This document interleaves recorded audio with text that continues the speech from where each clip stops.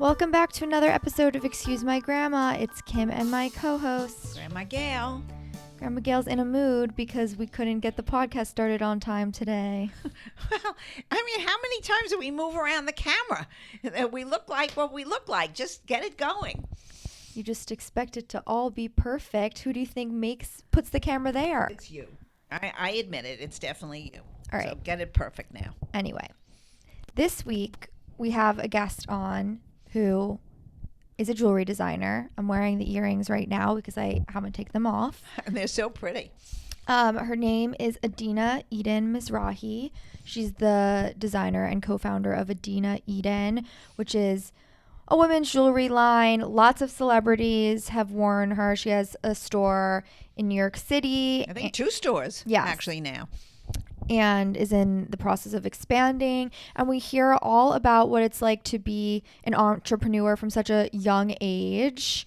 It's very enlightening and very, I think, really noteworthy. The women listen to how somebody can make a business from nothing and make it something really wonderful. So I think you'll all enjoy it. Do you know Kim Kardashian's advice to women in business? What? Do you know it? Have a smart mother? No. She said, get your ass up and work. Nobody wants to work anymore. And she got a lot of shit for saying that. Well, because I think that's not correct. People do want to work and they do want to do things, but sometimes it's not as easy as it is for her. So let's forget what she says. We are joined by Adina Eden Mizrahi. She's the designer and co-founder of Adina Eden, which is a women's jewelry line worn by celebrities that Grandma has heard of: Ariana Grande, Kylie and Kendall Jenner, Cardi B, Hailey Bieber, and more. Adina, thanks for joining us. Thank you, Adina. Thank you for having me. So excited. So we start by asking all of our guests where they live, their age, and their current relationship status. So I live in Brooklyn, New York. I am just turned 27, and I am married. Amazing. We're very close in age. I'm 26. Except she's going to love that you're married and Exactly. I'm the single. But you're close to 27. Yeah, I am. You better get quickly getting on Adina's trail. How did you meet your husband? So we actually met during COVID, like on this Jewish dating app. And, we really just had this like 90-second speed dating FaceTime. And I guess we both put like a thumbs up after like our literal 2-second interaction. And then from there, he took my number and we just started dating. It was crazy. So Wonderful. Do you That's recommend doing a FaceTime before actually meeting the person, like in person, or does it not really matter? So I feel like it doesn't necessarily matter, but if you're that type of person where you're very specific about what you're looking for and like the type of person that you want to like if you know what you want, I think doing a FaceTime before is actually really beneficial, because then you just don't go on this date expecting like the world and then just, getting your hopes let down. I feel like it's so good. I mean, we did it just as like this dating, it was a speed dating app. But it actually helped so much because like I kind of knew what I was getting into, You knew what he looked like. You sort of had an idea. Like I knew what he looked like. I kind of like already felt like I knew him a little bit. He is someone from my community, so like I saw him around, but never really like spoke to him. So I felt like we both kind of knew each other's faces. Right. Didn't really like, put the name to the face and chat. And I feel like that helped a lot for sure. Well, that's different. That's the whole thing. See, she knew because she was from the same area. So it's not like you're meeting a total stranger from a different state. So yes. And that makes it easier. But I also do think that's like a benefit of dating apps in general. It's like, oh, here's somebody that like I have a bunch of mutual friends with, but I didn't even know they were single. So now like I know, and you have that like way to meet versus not using the app at all. Like, how would you have known that? Okay. All right. Yeah. Like, and I feel like at the same time, like I always said, like it was because of the app that we met each other. Like I don't like during quarantine, there was no parties. There was no way of like singles meeting other singles. And it was like a great way to meet. Right. Well, it was great when it came out and it did very well for you. So that's very good. It did. Yes. And do you have a relationship with your grandma or any of your grandparents? Yes. So actually, crazy story. I only have one grandmother who's alive. My mom's mom, I'm named after her. And this business is kind of named after her too, kind of like in her memory. So it's actually like I never met her, I never knew her, but from what I've heard, she's an amazing, incredible woman. And she was like just this like, like she was very powerful. And just to see where the business has come, and like in her name, kind of also like, commemorating her, but It also honors her. myself. It honors her tremendously, and I feel like it's very beautiful. My grandmother on my father's side, we're very close to, and I love her dearly. But I mean, this is like, I don't know, Adina, it's like a different, kind of Yeah. bond. Yeah. Yeah. Let's talk about the business. What is the overall mission of Adina Eden?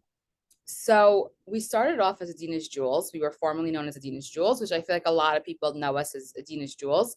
We did rebrand to Adina Eden, and that's basically because we wanted to kind of bring out this new mission of like empowering women and just really young girls in general. Jewelry is something very personal. It also adds a lot of confidence to what you're wearing. And for me, as a child, I was always like bullied. I didn't have friends, and to me, being able to wear jewelry amongst my peers made me feel like I was somewhat equal.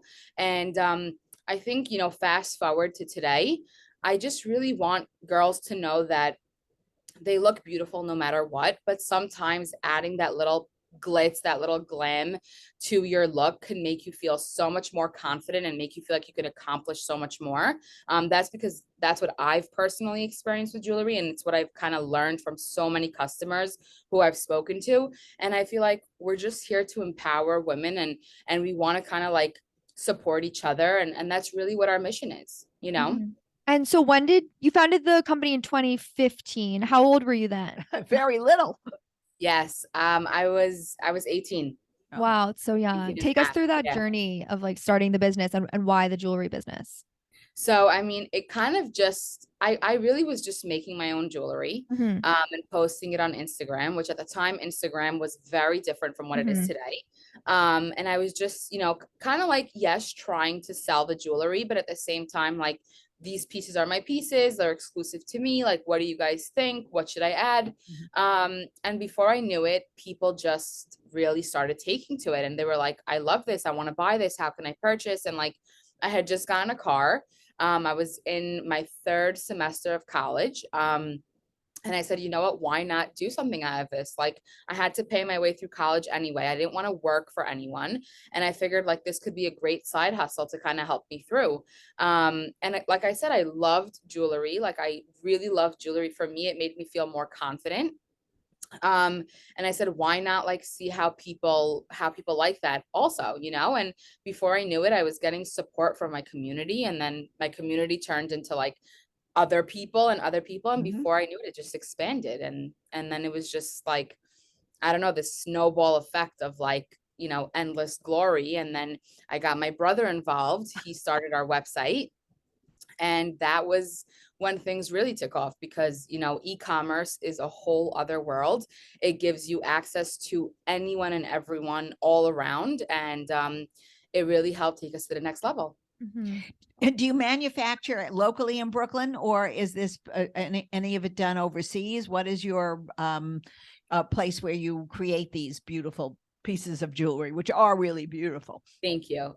So actually in the beginning, I was making the pieces by hand. Right. And I was obviously doing everything here, but today we do have many factories worldwide. Okay. Obviously China, we Right. have in Yeah. Italy, we have in Europe, Spain, like all over.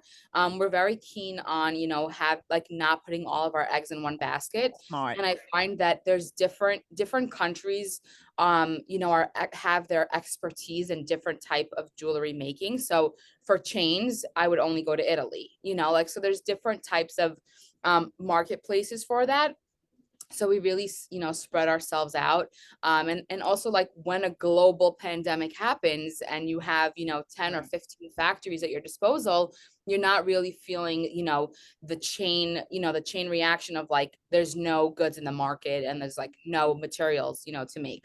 So, to make jewelry. So it kind of like helps you out a lot. Mm-hmm. Yeah. Very And exciting. And is your brother your partner? Are you both partners in the company and both creative partners? I So should he's say. So he's the CEO. So he does Oh, not do anything with jewelry. Like right. the You're biggest, just the running biggest the thing that business. he's running the business. Our biggest Okay. thing was I'm gonna do everything jewelry and creatives, and he's gonna focus on Okay. just being, the number guy. Yeah. Mhm. Well, Is that's what that you always, need. I mean, we work with family too. Yeah. Like, what do you think are the like best and worst parts of that? So, I mean, I always tell people working with family is the best because, family's not going to stab you in the back. Family is like, I mean, you could trust each other. Like, for example, I'm leaving tomorrow to the UK.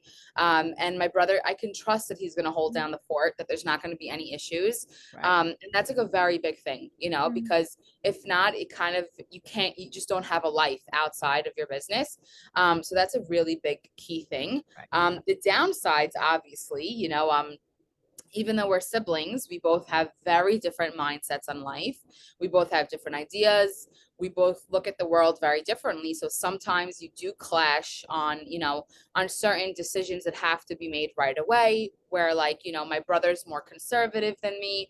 I'm more like, let's do it, let's test it. If we fail, we fail. Mhm. He's like, no, like, there's no such thing as failing. So you kind of like get those two. You have to, like, but it's good because you have that And balance bounce it off each other. Yeah. exactly. But like we did like early on, we both made a promise that if we are going to fight in business when we come home, we're not discussing it. Like what happens in the office stays at the office, and That's that's like great. the biggest key point to take away What's from the that. age difference between you and your brother? We're 2 years apart. Ah, okay. Yeah. All right. So that's great. Yeah. So he Yeah. was like obviously the first person you brought onto this. What was the transition process when you were like, okay, this is a business, we're gonna hire a bunch of people? Like, was it hard to kind of let go? Because I know in our thing, I'm like, oh, I can do. They're like, what about the marketing? What about that? I was like, oh, I'll do it. I'll do it because it's hard to trust other people with like your business. Yeah, it took me a very long time to trust people. I'm Mhm. not even gonna lie about that. It was for me very, very hard.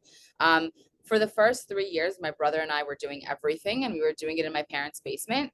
Mhm. Um, fast forward 3, 4 years later, we finally got like an office space. And then obviously we had to hire people.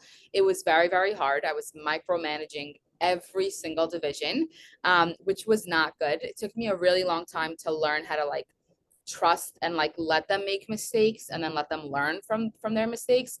um Even today, like now we're going into Black Friday pretty Right. much has already started, and like I just saw a bunch of packages come in, and I'm like, hey, like, are you guys going to open this up? Like, if we get this inventory into the system, we could already start Right. selling these items. Like, and they're like, yeah, we're working on it now. So like there's always going to be that part of you that's like, Second putting guessing. out an extra eye and seeing what's going on and like asking Mhm. questions. But like that's completely normal as an executive and as someone who's technically managing the business. But then it's like I'm not going to sit down by their desk and open the boxes with them. That's like micromanaging. Yeah, So right. just like learning how to like have that balance. It's hard at times for sure, but the more you do it, the more you get used to it. And I mean, if you hire the right people, it's going to be easier. So in the Mhm. beginning, we didn't know how to hire. We didn't know what we were looking for. We were just like, okay, this looks great. Like, here we go. But we got burnt a lot. And I feel like if you hire the right people, it's much easier to like relinquish the control Mhm. Right. little And by how do little. you know what the right people are? Like, do you get references or just looking at like interview process? Or So I or feel or like, somebody recommended to you, somebody Yeah, I said that's that a referrals. referral. Yeah. yeah, so I mean, there's definitely sometimes where you get referrals. But if I were putting out a listing on like Indeed or one of those sites, and I get a resume, I don't really look at the resume. I think, resumes are very easy to, fake. Um, I think I like to see I like to see them in person. I think when you see someone in person, you can see their character, you can see who they are, and like, you just those little things that you really can't see over Zoom or over a phone call. So to me, it's extremely important to meet them in person, and that's usually I go with my gut feeling. I Mhm. feel like I'd rather take someone who doesn't have 100% experience in what I'm looking for, but who has the potential and the desire to get there. To Mhm. me, that's a much better, candidate than someone who's 100% already knows what they're doing, and this is just like a very basic job for them, and they don't really care much. Like Right. when there's room for growth. I find that employees and associates are more likely to go above and beyond for the business to get there. Right. I buy You know, that. Yeah, I think that's that's Yeah. correct. Mhm. They're striving to make it good, and they're willing Right. to work their way up. So Yeah. they're happy about it. Mhm. What about now? You have a personal relationship. You have a husband now in the mix. His business is, I gather, not in the jewelry business, or is Correct. he in the Separate. jewelry business? No, No, totally separate. separate. So does he have? Because this we talk about. How do you separate business time from marriage time or from relationship Just like time? making time for both, having the Right, balance when you're exactly. both On the like, weekend, when he's around and he's not working, is that your time, or is there an overlap of the business on the weekends? How are you managing that? Because this is a new thing in the It's yeah. dynamic. Yeah, so it's still fairly new. I'm still kind of getting the hang of it, but from what I've seen, and from what I've been kind of trying to implement as much as possible is, during off season, I'm very available. Right, Where, Sundays, the weekends, we can go away, we can do anything. It's like whatever he wants, we're doing it. right, To me, the most important thing is I leave the office at the office. So I right. used Oh, that's to great. bring jewelry home with me. I used to bring my laptop with me, like not anymore. I leave it for the next day. It does suck. Sometimes I do have to come in a little extra early to finish, the work that I would have been doing till 7, 8 o'clock at night. mhm. Um, but we do have an understanding that with my business, Q4 is obviously like it's not normal what goes on in my office. Sometimes I'm here till 2 in the morning. And so we kind of like have that understanding that like there's gonna be 2 months in the year where I'm gonna Right, be extremely busy, where like we're both gonna have to understand that like there may not be dinner every single night, or there may not, like all these things. But he's very understanding which also. is And good. that was for me the biggest thing when I was dating him. I told him my business is my life. I know my business much longer than you. It's my name, it's my reputation. At the end of the Mhm. day, if something goes wrong, people look to me and ask me, "Hey, what's going on?" And he's very understanding of that. He knows that like obviously the business doesn't come before him, but he knows that for me the business is extremely important, and that it does rely a lot on me and on my decisions, and Mhm. so he's extremely understanding of that. Like I didn't want someone who's going to be jealous or Right. bitter if I'm like, on the phone with my employees at night or whatever the case may be. Mhm. But he's awesome. That's That's So crazy great. to So me that that's someone great. that would goes a even very long be way. bitter. No, because people that they I've want I've you all. Some yeah, people, you've had a yeah. relationships where somebody wants you 100% of the time when they're with you, and they have to understand that Yeah, you but all. no one's ever been like turn work off, I don't think. Well, I don't know. But I I don't don't know, know. maybe they I've haven't. heard listen, I've heard crazy stories from Yeah. other women, and that was for me a big thing before getting married. Like I did ask other like Right. women bosses like, "Hey, how do you deal with it?" Like, Mhm.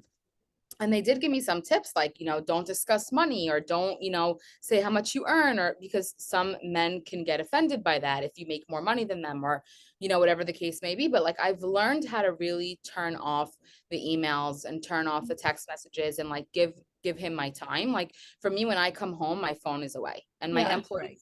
my employees all know that. Like you can't reach me after hours, unless it's like 5 minutes as I'm getting into bed and I'm just, going through my emails Mhm. one last time. Like there's no like phone calls or any of that. Like but it's like also you want that for yourself too, Yeah. like True.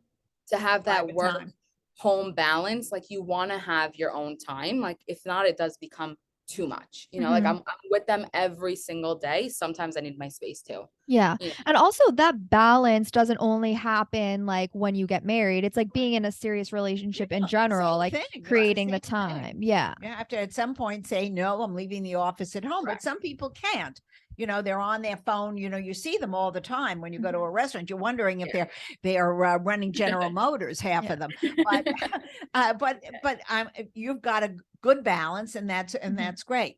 Let's talk about using social media to grow the business. Obviously it's a lot different as you were saying, like Instagram then versus now. Do you have advice for people of how to kind of like break through all of the noise and the saturation and like And also some advice on how a young person can start today, which is, really you're a wonderful example of Mhm. how a woman can be an entrepreneurial at a very young age. And there's so many people out there looking to work for Yeah. I mean, themselves. she made Forbes 30 under 30 in 2022. Oh my Yes. gosh, that's Yeah. really How great. did that feel finding that out also? Feels good. Um, it was shocking, honestly. I really did not, I mean, they did reach out to me prior saying that Hmm. they wanted to interview me, then Yeah. they interviewed me again. But I mean, there was like no communication on their part. It was like, we can't tell you anything else, we can't tell you who nominated you, like we're not giving you any information. They asked me a couple of questions and that was it. And then it was like, you'll find out when the list comes is out. revealed, Yeah. yeah. And Wow. it was crazy to see my name there. It was absolutely like surreal. I'm not going to say it changed my life overnight, like, but like what it did do was it gave me the Yeah. legitimacy that Right. I think a young entrepreneur needed. My brother and I'm 27, he's 25. Like, it was like we wanted that legitimacy, that stamp of approval from like this major, major, massive like company saying like, hey, this business is legit. It's not a scam company. They're not, making their money just by posting a couple of bloggers or influencers on their Instagram. Like, they have a real company. They're running this real major business, and it's going to be a brand that's going to last, and not just, like a one day thing and then we're done tomorrow. Right. Mhm. But in regards to Instagram, I mean, I'm sure if anyone who has Instagram today, whether they use it for business or not, knows that things have completely changed. The algorithm, basically, who's seeing your posts, they're changing to a video slash real, feed company. They're not looking for pictures anymore. They're following TikTok. Um, so a lot has changed for us. We never, ever, ever posted a video. It was always pictures. There was pictures and then tagging products and then storing it and all of that. Um, Today, like, we had to hire a videographer. So that's like another person on payroll. That's a whole other job description. Mhm. That's adding more time to every photo shoot.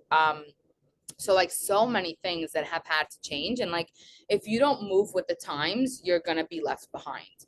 And I think the biggest thing with Instagram is like, yes, it's very saturated, but you have to be different. You have to be recognized for something specific, whatever that may be. And you have to ride that forever. Like, that's who you are, that's your persona. Yep. That's what you have to have. So, like, for you, for example, like, your grandma is always with you in every video, in every picture. Like, don't ever like stop that, because Mhm. that's your whole entire image. It's your entire look.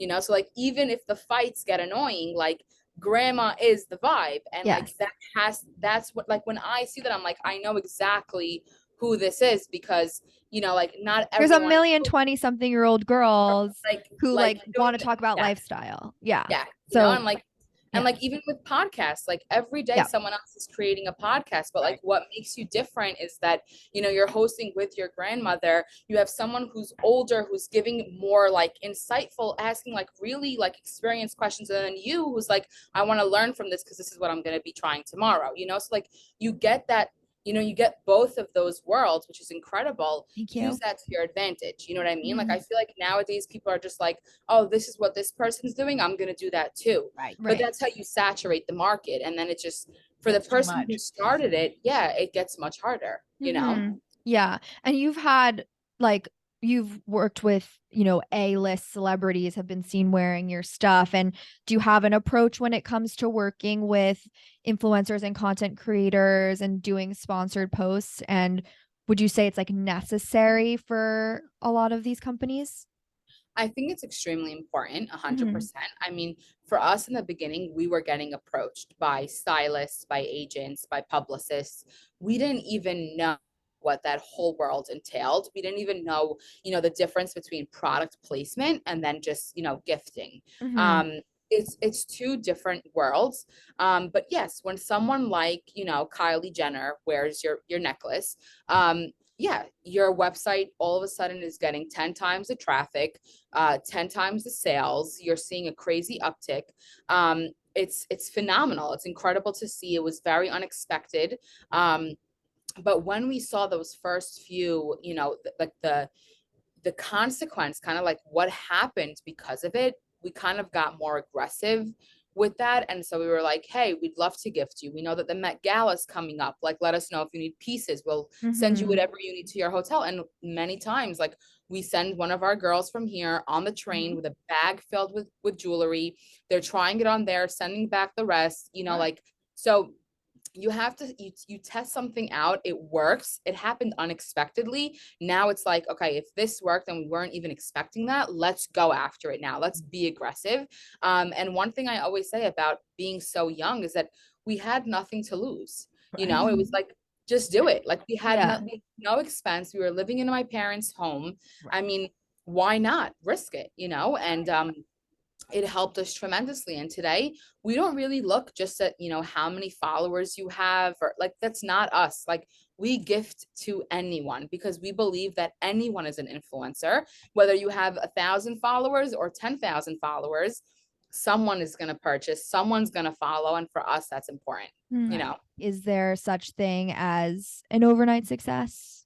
I personally don't think there's overnight success. I think a lot of times people may have a scenario where gets them that overnight million that they were looking for, but it doesn't negate the fact that they've been working on getting to that point for so long.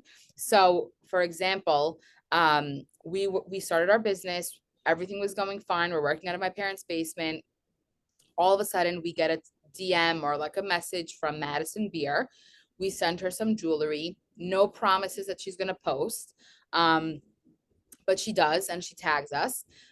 Overnight, we gained about 20,000 followers. And this is when we were still very small. So like, imagine seeing someone like Kim Kardashian posting a company that's super, super small. You're like, are they really legit? But like, you take the risk, right? Yeah.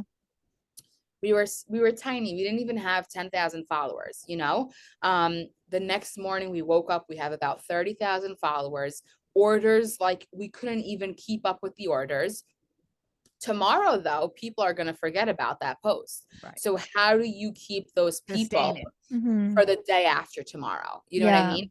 And that's where people, okay, yes, there could be an overnight moment, but it's what you do after that really determines whether you're going to stay in business or not.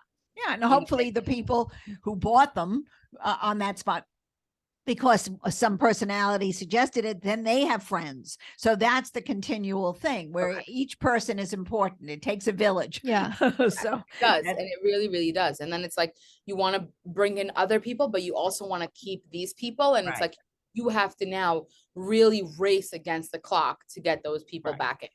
Yeah. And do you have particular I'm sure Valentine's Day and Christmas, Hanukkah, there are certain holidays that are your peak seasons, correct? Correct. Yes, Well, like and your Mother's Day and Valentine's Day. And of course now, like, this is our peak season. Yeah. So the summer months are basically where you could do your designing and catch up with a lot of your other things. Basically. So like, basically in the summer, we do a lot of catch up, like in July, August. And then now, like January, February, we'll be catching up also for the spring, summer. Yeah. How do you get inspiration for designing? I was just thinking that. Do you go overseas at all? Like, I do. I know you said you're going to the UK, but would you go to different areas and see different designs, different cultural I was even thinking of like going to Marrakesh or going to Turkey or going to any of these other countries that have a different kind of look. Is that part of it? Very, very big part of it. 100%. I travel. So it's fun too. I travel a lot to, yes, it is. I travel a lot to Turkey. I travel a lot to Europe. Yeah. For me, seeing sometimes just seeing someone walking on the street wearing something that you never see in New York, you'd never see someone wearing here, could give you a whole vision for an entire collection. And I think that's what people don't realize sometimes. It could be a color. It could be a handbag that Chanel just released. It could be, you don't even know what, that like just gives you this whole entire idea of a complete collection. And like, you want to use it for the time that you're going into. So now we're basically prepping spring, summer. I saw, I don't remember what I saw, but I think it was maybe Valentino did this earring with like enamel. And I was like, hold on, let's do a whole enamel look. Let's go back to those strong colors, like spring everyone's colors, hot doing the pink. and exactly. And I'm like, let's do that. I'm like, let's do that. Let's incorporate that into our line. I'm not going to go make a collection of 100 pieces for it, but those few pieces will add a lot to the collection that I'm going to be dropping, and it's going to take the collection much further. Okay. What do you see as the jewelry trends right now, or for like, you know, winter 2023? Like, are people, I don't know, are people stacking, or like what do you see people wearing? I'm seeing less stacking, and I'm seeing more chunky. I feel like people are looking more for that one-off, you know, statement piece as opposed to just stacking. I think in the summer, people usually like to stack because you're wearing less clothing. You're wearing thinner clothing. So like you want to show that neck, like that neck stack. But in the winter, like you're wearing a turtleneck, like you want to just wear something chunky, one piece, a nice hoop that matches, and you're good to go. Yeah. Cute. Yeah. And the holidays are obviously coming up as well. If you're gonna gift jewelry to someone, is there something you would like recommend, or a specific item maybe guys out there who are kind of clueless can lean toward? So I feel like it doesn't really matter what your budget is, because we do fashion, we do fine. I feel like a tennis bracelet is always the way to go. Like I think it's so so chic And yet romantic, simple and like yeah. timeless, exactly, and romantic. So like if you're dating someone for a month, don't get her a tennis bracelet. But you know, like if it's been like a year or 6 months, or like even if it's your wife, like you want to splurge, get her like a real diamond tennis, like that's really, I think, always the nicest gift. I feel like if you're young, love, get like a cute engravable bar necklace, or like an engravable heart necklace, you know. But like I feel like really if you're looking for that more, if you're older and you're in a more serious relationship, I think a tennis bracelet is always the perfect answer. Yeah. That's a good tip. Also, we didn't talk about your when you decided to go and get brick and mortar store. Where do you see that trend going? Like, are you gonna open up more? Do you see other companies kind of scaling back and focusing more on e-commerce? So I think brick and mortar is going to be very strong for the next 2 years at least. Given that we are really in a recession and it's just going to continue progressing, I think e-commerce is taking a step back. Amazon obviously has pretty much taken over the entire e-commerce industry, and it's like you're competing with them. So why compete with them if you can have a brick and mortar and basically compete with nobody, unless it's another jewelry company on the block, or you know, in that radius. So we are going to definitely be opening more brick and mortar. I think by the end of, you know, like in 2023, we're planning on opening another 2 stores. And I think it's extremely important because yes, you only get the people who are walking in that area or who are visiting, or you know, the locals, but there's nothing like walking into a store and making a purchase. I think even me as an avid online shopper, like I only shop online. When I walk into a store, I'm more likely to make a purchase as opposed to, you know, logging onto their site and seeing what they have, you know? And so I find that also with jewelry, being that it's like so personal and small and dainty, people do like to see it in person, try it on, and the conversion rate is higher. So why not? You know? And the Adina Eden store is in like the heart of Soho, so it's an amazing location. Yes. If you opened up another store, would it be in New York City as well? Yes. Okay. I'm looking on opening up another store in New York, different area completely. But I think that New York, right now, you cannot compare New York to any other state. New York is on fire.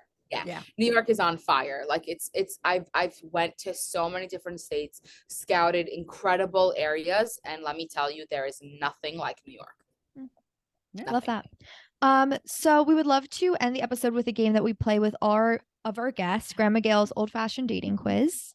So we're gonna go through some hypotheticals and then deem whether you are more of a traditional dater.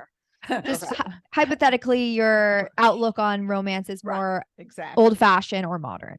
Okay. Let's do it. Would you rather receive a call or a text from your partner if it's just to say hi? Call. Would you sleep with someone on the first date? No. Dating apps or setups? Setups. What? You met your husband on a dating app? Okay. Still setups. Okay. Move in together before getting engaged, or wait until you're engaged or married to live together? Wait till I'm married. And who should pay for the date? Should it be like one person in the relationship, or you always split or alternate? The man always. Oh, She's my side. All the way over on grandma's side. Yeah. Yeah. Love it. you are very traditional. Adina, thank you so much for joining us today. We had so much fun. Tell everyone how they can check out your jewelry and follow you and anything else you want them to know. Thank you. Yeah. So you guys can find my Instagram page. It's Adina Eden _. We're adinaeden.com. And for me personally, my Instagram is it's Adina Eden. So that's pretty much it. And you could find us in Soho or in Dumbo for one of our stores and get free piercings and just like have the best time. Oh, my best friend was like, where can I get an ear piercing? Because hers closed up. Now I know. Yes, I didn't know what to tell her.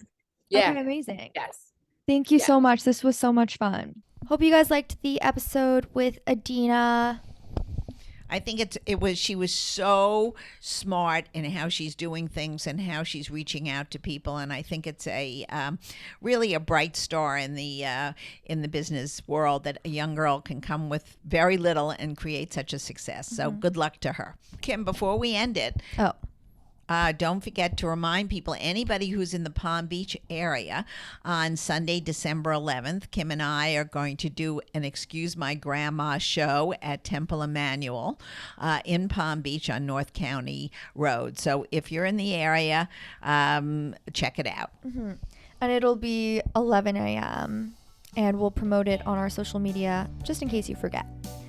Okay, another great episode of Excuse My Grandma. Follow us on Instagram and TikTok, Excuse My Grandma. Share this with your friends, and we'll see you next week.